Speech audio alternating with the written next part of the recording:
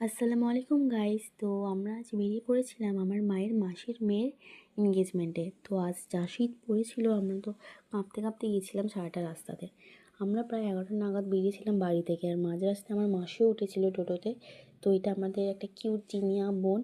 তো আমরা যখন যাই তখন প্রায় 1:30টা বেজেছিল। খুব সুন্দর করে সব সাজিয়েছিল, কিন্তু সবটা আমাদের ক্যাপচার করা হয়নি।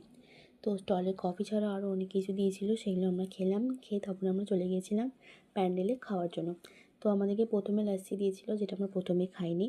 তারপরে পকোড়া দিয়েছিল, সেটা খুবই টেস্টি ছিল। তো এটা আমরা খাওয়ার পর আমাদেরকে দিল নান, আর তার সাথে একটা মাংস কষা।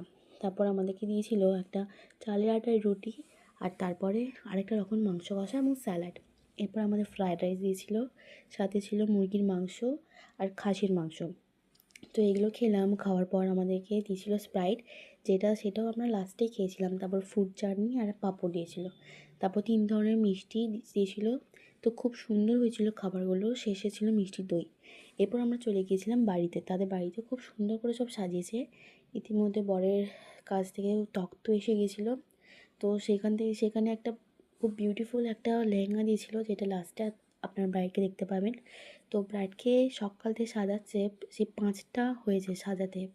তো তারপর আমরা প্রায় খেয়ে 3 ঘন্টা বসেছিলাম। তো বহু অপেক্ষার পর আমাদের গ্রুম চলে এসেছিলো।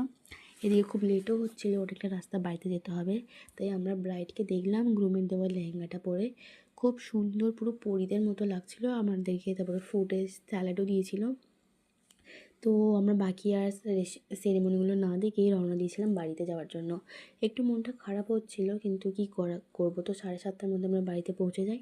ভিডিওটা ভালো লাগলে লাইক করবেন, শেয়ার করবেন এবং সাবস্ক্রাইব করবেন। আল্লাহ।